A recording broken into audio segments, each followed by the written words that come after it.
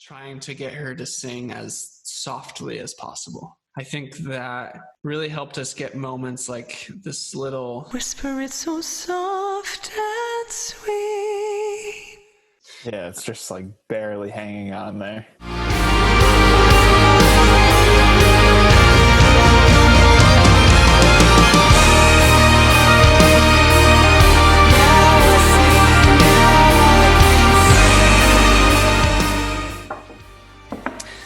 Hello everybody, welcome back.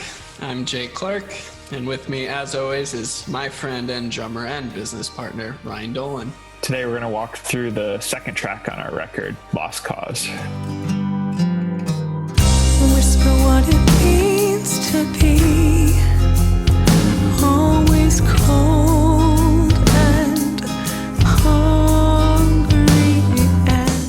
And really quick before we dive into this, the artwork that you're looking at was done by our friend Dylan Tennell. The subjects of that artwork are actually his wife and daughter, and the lead singer on Lost Cause, Leela, is Dylan's sister. So a huge contribution from the Tennell family. Yeah, awesome. So Lost Cause in our storyline Rope and Ladder universe is a song that we use to establish that the poor are oppressed. It's our I Dreamed a Dream from Les Mis. It's Anne Hathaway in an alleyway singing about how life has been unfair. It's definitely the stage setter for the rest of the album.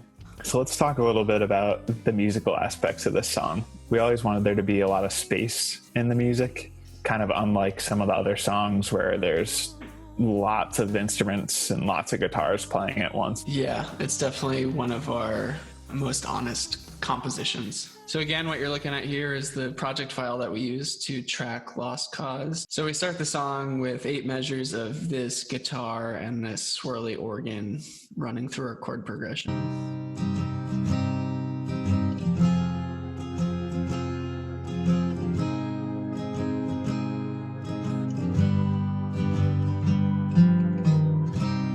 And on beat 1 here, we're bringing in the drums, the bass, and the vocal. I want to hop down to the master really quick to kind of play through how that moment lands. Whisper what it means to be.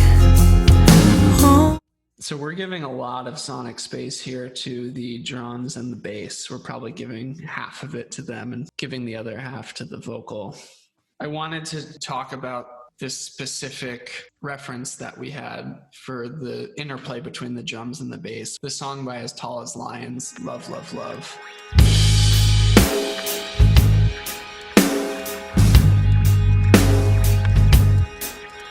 In keeping with the theme of trying to make a lot of negative space, we really wanted the snare to kind of crack almost or pop. I think the snare in Love, Love, Love does a good job of just lingering. You know, you can have a snare that punches through and disappears, or you can have one that just kind of like hangs out. So if we compare the snare and the master here, whisper what it means to be always Yeah, we're definitely giving the snare a lot of space. It's, if you want to call the song 6/8, it's just every single measure just cracking right on beat 4.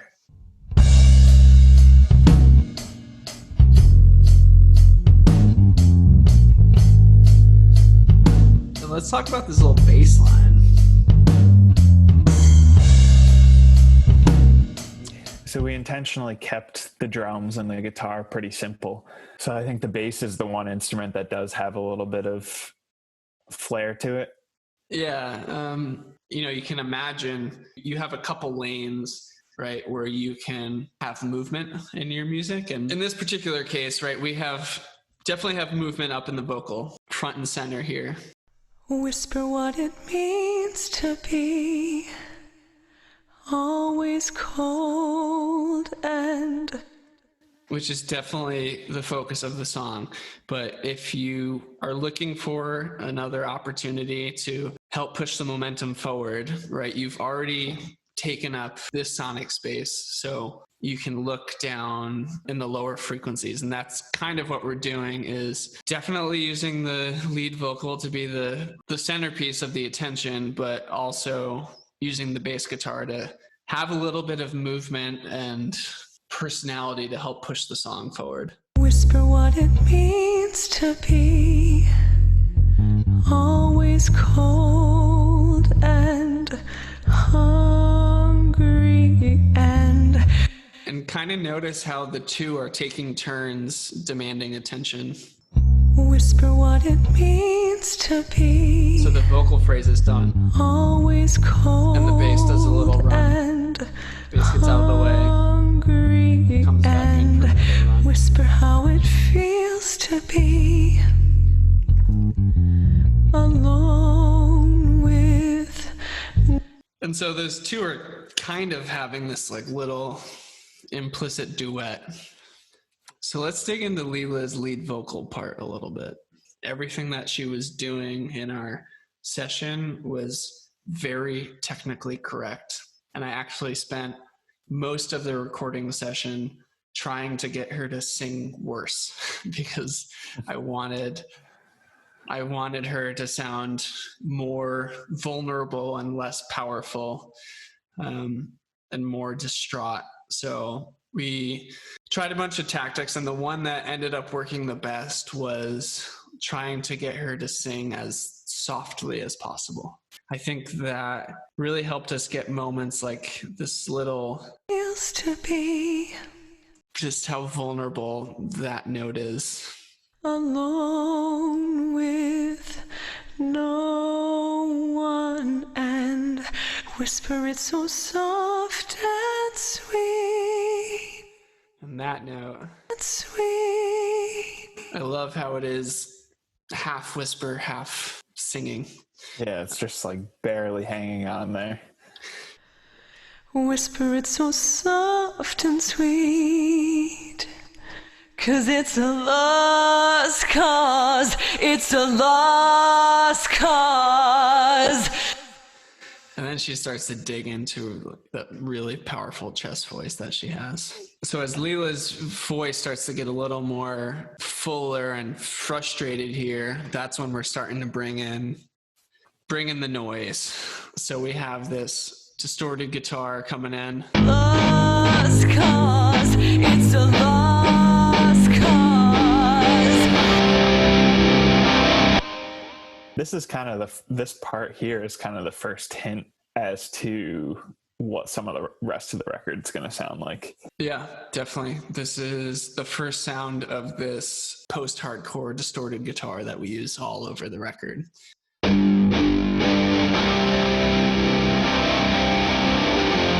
Okay, really quickly, on top of our wall of guitars that we have going back there, we have a little bit of movement happening in the lead guitar. Again, we have the super high frequency space available to push movement along. We've given up movement in the bass because it's too heavy here. So we just want to use the sprinkles super high to help push momentum. So the way we're doing that with our guitars is we have two competing lines that are both just adding a little bit of movement that sits above the vocal.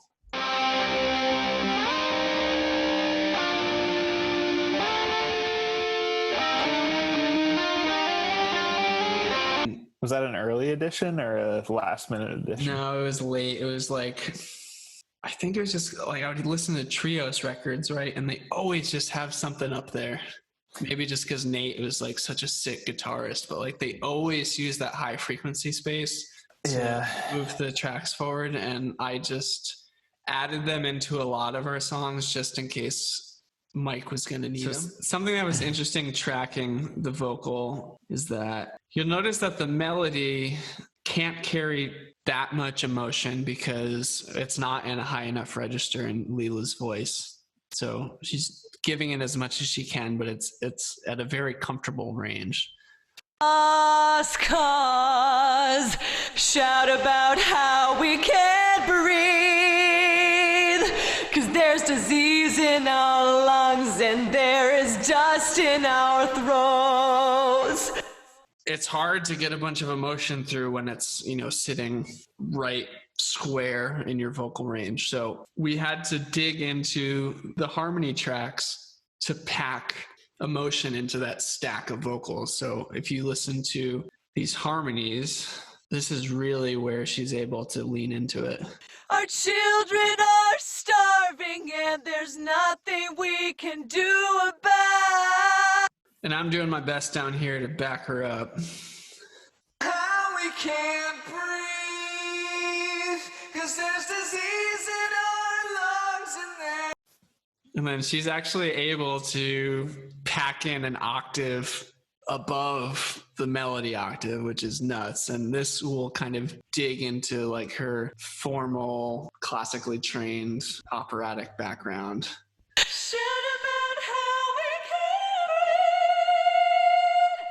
That's the sort of thing that, like, listening through with everything playing, it's going to be really hard to pull that out of it. It's something that's there so that you can kind of subconsciously hear that bit of emotion that's coming from that take. It's kind of like a ghost note on the drums. Like it's just right. It's this little implication of feeling that you're not sure where you're getting it from, but you're getting it, in this thick stack of vocals. Yeah. And then all the way at the bottom here is me screaming some of the lines to give a lot of really high frequency energy to pump through. Lost cause. Shout about how we can. Shout about how we can. If you know anything about me, it's that I love tracking screaming vocals, and I don't get self-conscious about it at all.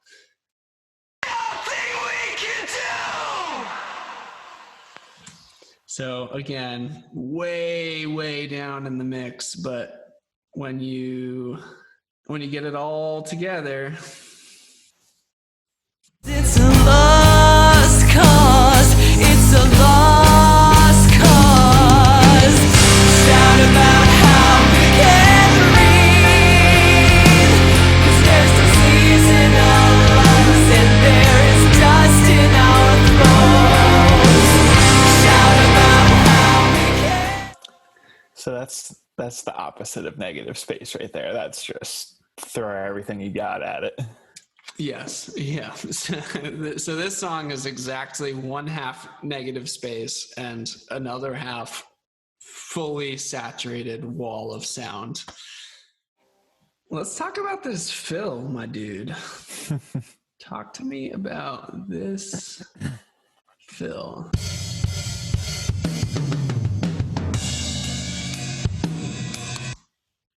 What do you have to say for yourself?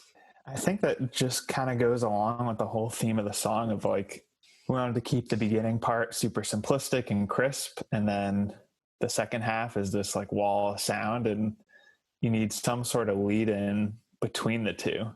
So the feedback of the electric guitars coming through, and then this drum fill kind of just push us into the next half. So let's listen to that fill again in the actual master. Lost cause. Shout about how we can breathe. Yeah, I mean, there's nothing complicated about this fill. It's just a bunch of eighth notes down the toms. Yeah, just right on beat. Nothing fancy. Cool. And then the song ends with our first of many callbacks to the main theme, getting the listener pretty comfortable hearing stuff that they've already heard on the record being reprised. And we do this handoff from the distorted electric guitar over to the acoustic guitar, which is going to get the listener ready for Moonlight.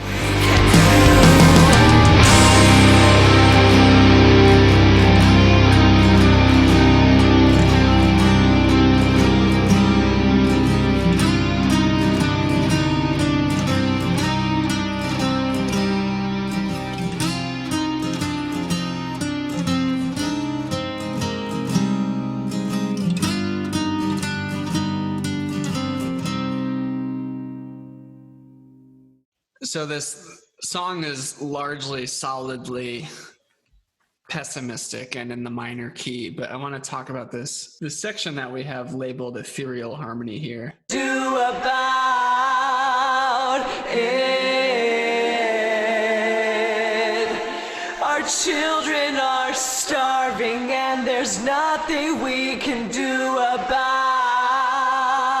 it.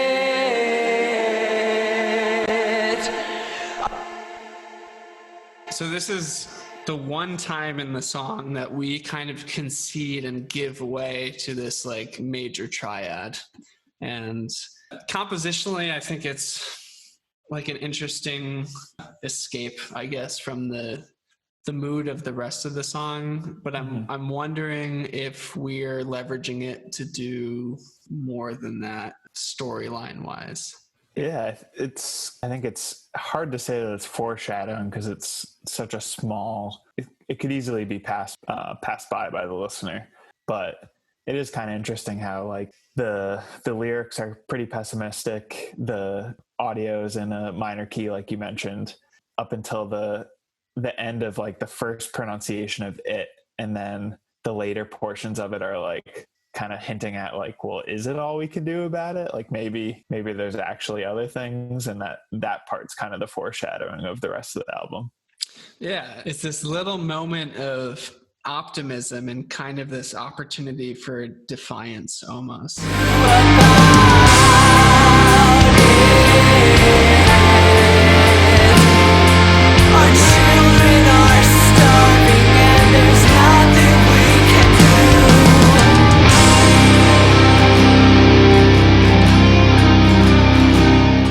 Last week we asked you all to send in some questions that you had for us this week, and so let's dive into some Q&A, starting with... So Brett Davis asked us, he says, one question I had for you guys, what led you to select the time period in which your story takes place? Was there just something about the song, or did you have a specific aesthetic in mind when you started? And David asks, what were your inspirations behind the concept and storyline of the album? Yeah, so good question. I think this answer is going to be both pretentious and disappointing at the same time. But we are trying to take a more passive role in writing this storyline than you may expect. So if you think it's like some sort of master plan that I or Ryan have in our head, that's not the case. We're kind of taking this approach that the story exists in its entirety somewhere in the universe, and we are slowly discovering it piece by piece, right? So that's primarily the pretentious bit. But the disappointing bit is that we don't know every detail of the storyline yet. And we are open to being inspired by the characters that we made, or our fans if they have theories or have different ideas for motivations for characters or for plot lines. Specifically talking about the timeline that it exists, to answer that question, again, we just have to look at the clues that we have in the lyrics. And one of the earliest songs was The Invasion, and there were two references to military technology in The Invasion. So there's this one part, so archers take your bows and prepare your bows. And then we're wearing our hearts on our sleeves, courtesy of their bayonets. So we're in some universe where the military is both using bayonets and bows and arrows at the same time. And long story short is, no, we didn't have anything specific in mind. It's kind of what came out. It was trending towards being, this kingdom, castle times. Kings, queens, some sort of militia, battles, like... that kind of forces us to set it in this sort of medieval time frame. It may have come out of the whole, like, the "we have the manpower" line of just this like militia like rising up together. When you try and place that sort of feeling in a time frame, it kind of pushes you towards this like castle, like medieval setting. Yeah, a time where a group of dudes could band together and try to revolt against their own government. I guess the revolution itself kind of predicates that it's of a simpler time. All right, from our friend Andrew, what is your favorite lyric on the album? I think that's an easy one for me. I think my favorite lyric and my favorite like musical moment on the album is the "Do we not want the same thing" part.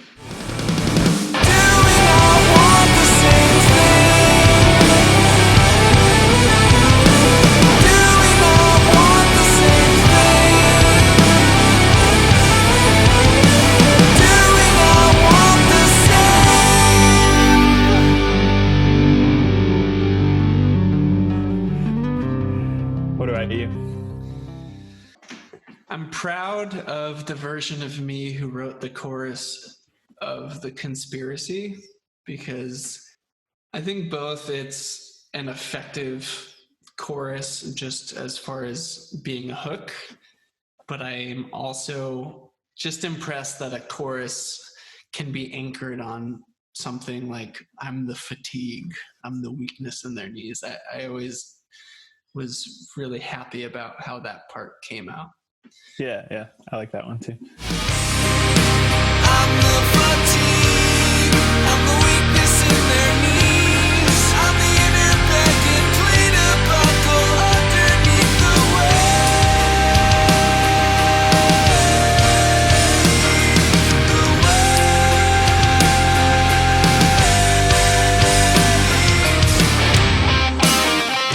Chris Harding asks, are you working on either a sequel or unrelated follow-up album to Rope and Ladder? And Bryce asks, will there be more albums continuing the story? The short answer to that question is not yet, but soon. We haven't figured out yet if the next record is going to be in the Rope and Ladder universe, if it's going to be sequential, so after Rope and Ladder, or if it's going to take place during the sequence of events of Rope and Ladder, or if it's going to be another concept album that's completely separate, or if it's just going to be a collection of songs. Yeah, I think we just want to like get together more and jam. Maybe we'll make some sort of continuation, or if it's something a little different, then we'll just keep it separate. But I think part of it's just not like forcing it. Chris Harding also asks, any touring plans after the COVID pandemic is behind us? Ryan, you want to take that one? Yeah, so I don't think the COVID pandemic has really limited us in touring. Our first goal was just getting this album out there. We hadn't really thought about how we could tour because both of us have full-time jobs. I know both of us kind of fantasize about doing it. Yeah, we're starting to take the first few steps of figuring out what a live show would look like. You know, there are just us two musicians, and for us to do a full show, I think would take at least 5. And so we need to just kind of figure out what that gear looks like and what the set list looks like and the arrangements. I think what we're committed to trying to do is playing a few live shows in 2020 or 2021, and then maybe doing a local tour and, you know, seeing how the record is doing, seeing how the touring is going, maybe seeing how writing the next record goes, and just take it step by step. Our friend Jack Hatchett asks, when do we get the Everywhere cover? And the answer is right now. Because you're everywhere to me. It's Everywhere by Michelle Branch, and he's been asking me to cover it for like...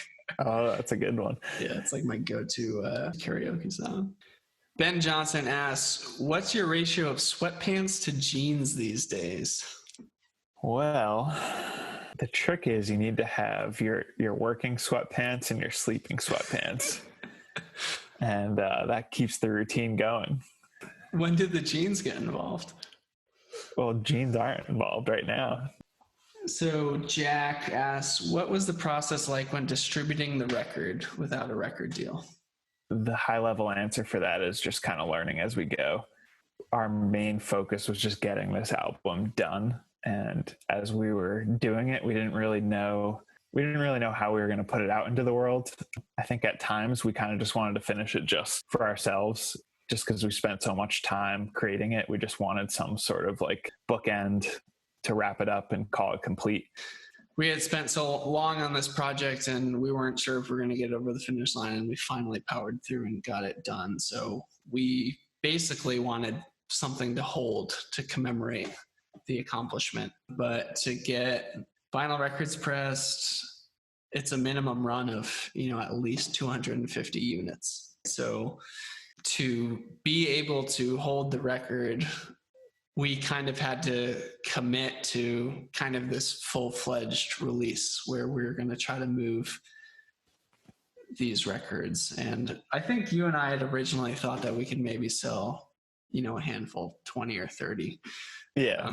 Friends and family. And yeah, but we've been pleasantly surprised that there are enough weirdos out there that are into avant-garde conceptual rock.